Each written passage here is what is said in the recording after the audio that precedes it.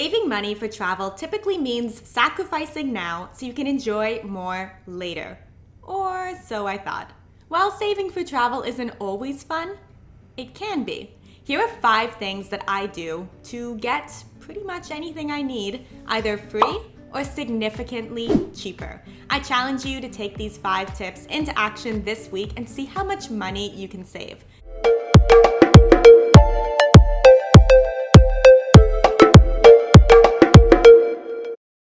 Before you pull out your wallet to buy anything, ask yourself, can I get this for free?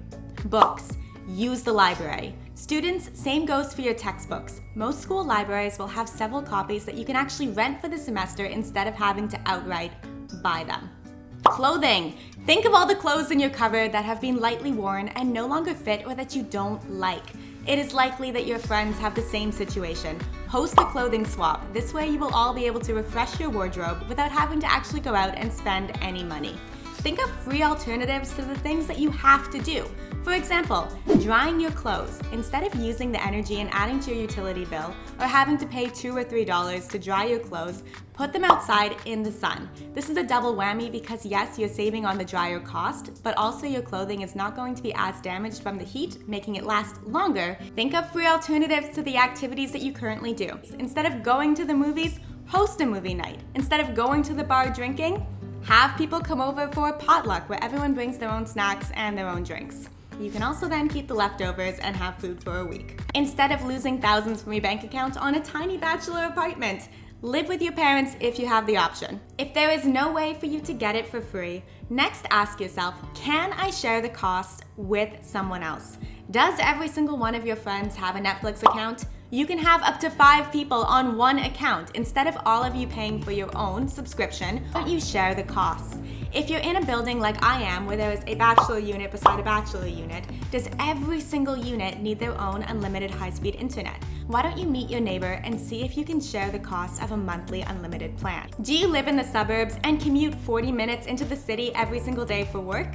Why don't you consider carpooling? This way you're not only saving the environment, but you will be significantly cutting down on your gas cost. If you don't have anyone in your same area that you know to carpool with, check out Waze carpooling function where you can find other people that are going on the same route as you. Next, ask yourself, can I rent it or can I borrow it? If you're going on one camping trip, ask your family, ask your friends. Maybe they have a tent that they can lend you. If you have one wedding a year, do you need to buy a $200 dress or can you borrow one from one of your girlfriends? If you need sporting gear or equipment for a specific short-term project, see if you can rent it from a website like Rakuten. This would be perfect if you wanted an air conditioning unit for 1 month of the summer and didn't want to go out and pay $500 to buy one. If you can't get it free, if you can't share the cost, if you can't borrow it, and you can't rent it, next see if there's a way that you can purchase it cheaper than the asking price. Before I buy anything, I will Google item in question, promo code, item in question, coupon code. There are so many coupon codes online, you'll likely be able to find one. Join every rewards program. The problem with joining these programs where you're getting points back or cash back is that you often get spammed with a lot of email. So I'd recommend you look at a program called Unroll Me where you can unroll from all of your subscriptions.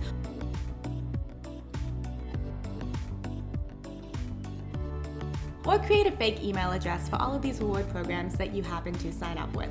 Leverage any affiliations or status that you may have for discounts.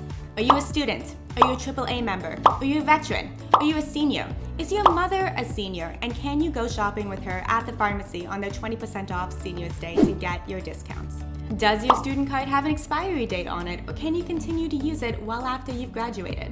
Can you buy it used? Buying a used item can be significantly cheaper at very little detriment to you. Often someone who's just opened the box has reduced the value of it by about 50%. You can shop online on used sites like eBay, Craigslist, or Kijiji in Canada. Also, you can go in-store, in person, to one of your local thrift stores. My personal favorite here in Canada would be Value Village. One thing that I'll always buy used are my cell phones. It seems that every time a new iPhone comes out, everyone is so eager to get the latest version that they will sell their phones for nothing. These phones are fantastic, and this way I can go to a cell phone provider with my own device and I don't have to lock into a plan. This is going to give you a lot of leverage to save on your plan because they know that you can walk off and use another provider anytime. It drives me absolutely crazy to be paying for things that I don't need or don't use. Go onto your bank account and review any subscriptions or memberships that you're paying for and ask yourself if you're really getting the value out of it. If you have Spotify Premium but never download playlists, cancel Premium. If you have a gym membership and don't go to the gym, don't pay for that membership. If you use 2 gigs of data a month on your phone but have an unlimited plan, consider downgrading your phone plan. Cut your landline. You have a cell phone, your brother has a cell phone, your mother has a cell phone. Do you need to be paying for a landline as well? On a similar note, cancel your cable. When was the last time that you actually watched channels on TV? If you like to have something on the big screen as opposed to just watching on your laptop, try getting a smart TV or a Chromecast where you can cast Netflix, YouTube, whatever it is that you're watching on your laptop onto the big screen.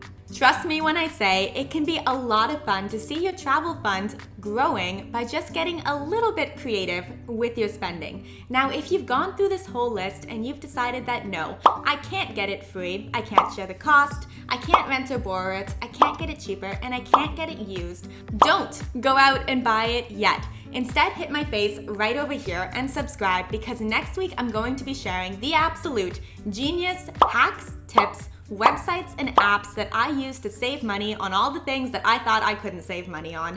You are not going to want to miss this. These are the things that I wish I knew sooner. I'm really excited about this one and I appreciate you being here so much, so I hope you will join me next week. Till then, good luck on your savings. Good luck on your saving mission and I will see you next week. Bye.